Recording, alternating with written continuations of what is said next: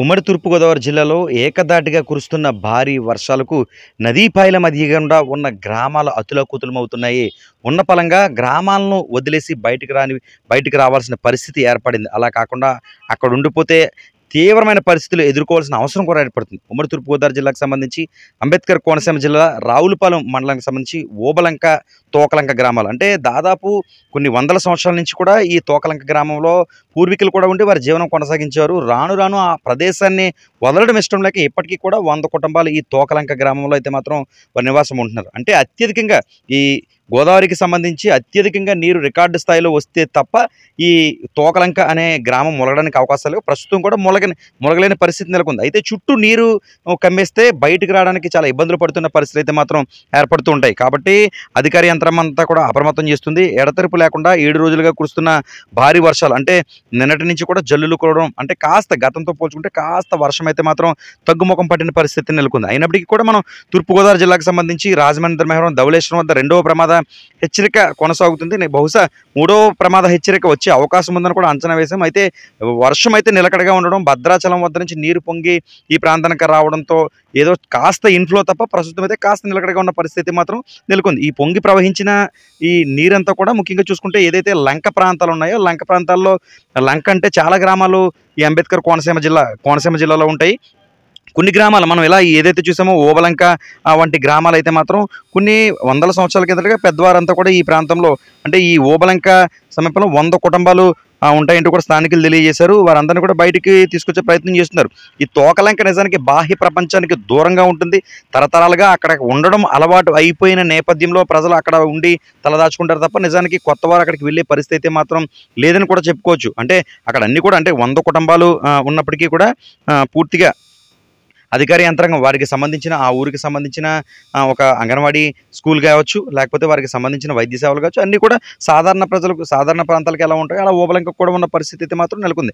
అయితే నదీపాయ మధ్యలో ఈ గ్రామం ఉండడంతో ఈ తిప్పలు అనేవి అధికంగా అంటే మొన్నటి వరకు కూడా ఓబలంక విషయం అయితే మాత్రం బయటికి రాని పరిస్థితి మాత్రం నెలకొంది. ఎందుకంటే అంత మధ్యలో ఉంది. ఒకవేళ పక్క నుంచి నీరు వెళ్ళిపోయినా వీడికి ఇబ్బంది అనేది ఉండదు. దాదాపు ఇప్పుడు కూడా ఓబలంకను ముంచేసే పరిస్థితి అయితే మాత్రం లేదు. ఖచ్చితంగా చుట్టుముట్టేస్తుంది. అయితే ఓబలంక నుంచి బయటికి రావాలంటే మాత్రం చాలా ఇబ్బందికర పరిస్థితులు వారికి అత్యవసర రీత్యా అంటే ఉద్యోగాలు చేసుకునే వాళ్ళంతా కూడా బయటకు వస్తారు, పడవలపై వెళ్తారు, మరలా వస్తూ ఉంటారు. ఇలా నీరు అధికంగా ఉన్న నేపథ్యంలో వారికి రాకపోకలకు అంతరాయం ఏర్పడుతుంది. వారికి తినాల్సిన తినుబండారాలు కావచ్చు, వాళ్ళకి కావాల్సిన వైద్య సదుపాయాలు కావచ్చు, ఇలా అన్ని కూడా స్టక్ అయిపోయే అవకాశం అయితే మాత్రం స్పష్టంగా ఈ తోకలంక గ్రామానికి ఉన్న నేపథ్యంలో ప్రస్తుతం అధికార యంత్రాంగం అంతా కూడా ప్రస్తుత పరిస్థితుల రీత్యా 100 కుటుంబాల ప్రజలను ప్రత్యేక పడవలపై ఏదైతే సమీప రావులపాలెం కేంద్రం కాబట్టి ఆ ప్రాంతానికి తీసుకొచ్చి వారికి కావాల్సిన ఏర్పాట్లన్నీ కూడా అధికార యంత్రాంగం చేస్తున్న పరిస్థితి అయితే మాత్రం కోనసీమ జిల్లాలో నెలకొన్నాయి. ఏదేమైనా గత కొన్ని రోజులుగా అంటే దాదాపు ఇప్పటికి 8 రోజులు చెప్పుకోవచ్చు. అంటే ఏకదాటిగా 6 రోజులు విస్తారంగా వర్షాలు కురిసినప్పటికీ 7వ రోజు కాస్త చల్లబడింది. 8వ రోజు కూడా తేలికపాటి జల్లులు తప్ప భారీ వర్షాలు అయితే లేని పరిస్థితి నెలకొంది.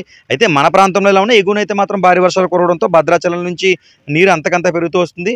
ముఖ్యంగా రాజమండ్రి కావచ్చు, రాజమండ్రి ధవళేశ్వరంకి 175 గేట్లు ఎత్తేసిన పరిస్థితి, లక్షలాది క్యూసెక్ల నీరంతా కూడా సముద్రంలోకి విడుదల చేసిన పరిస్థితి మాత్రం నెలకొంది. రాజమండ్రితో పాటు ఇటు కోనసీమ జిల్లాలో కూడా ఈ లంక గ్రామాలన్నీ ఇబ్బందులు పడుతుంది. తోకలంక అనేది ప్రధానంగా ఇప్పుడు ఒక ప్రత్యేక ఐడెంటిఫైగా కూడా తోకలంక నిలిచిన పరిస్థితి నెలకొంది. వాళ్ళందరినీ కూడా బయటికి తీసుకొచ్చారు. అయితే పూర్తిగా నీరు మరలా తగ్గుముఖం పడితే వారందరూ మళ్ళీ వారి గ్రామాలకు వెళ్ళే అవకాశం ఉంది. ప్రస్తుతం అయితే మాత్రం వారంతా కూడా సురక్షితంగా రావులపాలెం తీసుకొచ్చే పనులు అయితే మాత్రం అధికార యంత్రాంగం అంతా కూడా దృష్టి సారించిందని చెప్పుకోవచ్చు. తూర్పుగోదావరి జిల్లాకు సంబంధించి రాజమహేంద్రవరం ధవళేశ్వరం బ్రిడ్జి మాత్రం యథావిధిగా అంటే ప్రస్తుతం ప్రశాంతంగా కొనసాగుతున్నప్పటికీ 2వ ప్రమాద హెచ్చరిక మాత్రం ఈ ధవళేశ్వరంలో కొనసాగుతున్న పరిస్థితి నెలకొంది. తూర్పు ఏజెన్సీ ప్రాంతంలో అంతకంత నీరు పెరుగుతుంది. ఎందుకంటే భద్రాచలం నుంచి పొంగి ప్రవహిస్తున్న నీరంతా తూర్పు ఏజెన్సీ ప్రాంతం గుండా వెళ్తున్న తరుణంలో ఏదైతే దేవీపట్నం మండలం గండిపోచమ్మ అమ్మవారి ఆలయం ఉందో ఆలయం అంతా కూడా నీటిలో దాదాపు మునిగిపోయిన పరిస్థితి మాత్రం నెలకొంది. బయటికి ఏమాత్రం అంటే గత 2 రోజుల కిందట కాస్తో కోస్తో ఒక శిఖరం పైభాగం అన్నా సరే కనిపించే పరిస్థితులు అయితే మాత్రం నెలకొన్నాయి. ప్రస్తుతం అయితే మాత్రం పూర్తిగా ఇంకా దాదాపు ఆలయం అంటే ఒడ్డున దాదాపు 40 అడుగుల మేర గోపురంతో ఉన్న ఆలయం గోపురం జాడలు కూడా కనిపించిన పరిస్థితి నెలకొంది. ఈ రకంగా అక్కడ వాతావరణం నెలకొంది. సమీప గ్రామాలు ఏదైతే అమ్మవారి ఆలయం నుంచి ఒక రహదారి కనిపిస్తుంది, అక్కడి నుంచి కొన్ని గ్రామాలకు వెళ్ళే రాకపోకలు కూడా అంతరాయం ప్రస్తుతం కూడా కొనసాగుతున్న పరిస్థితి మాత్రం నెలకొంది. మొత్తం ఉమ్మడి తూర్పుగోదావరి జిల్లాలకు సంబంధించి విస్తారంగా కురుస్తున్న భారీ వర్షాలకైతే మాత్రం లోతట్టు ప్రాంతాలన్నీ కూడా జలమయమైన పరిస్థితి మాత్రం నెలకొంది. తీర ప్రాంతం అంతా కూడా కాస్త చల్లబడిన పరిస్థితి నెలకొంది. అంటే నిన్నటి మొండ వరకు కూడా ఉవ్వెత్తున అలలగిసిపడడం, రోడ్డుపైకి ఒలిపిరి కొట్టడం, ఇలా నీళ్లు రావడం వంటి పరిస్థితి ఉండేవి. అటువైపు రాకపోకలు కూడా అధికార యంత్రాంగం నిలిపేసిన పరిస్థితి నెలకొంది.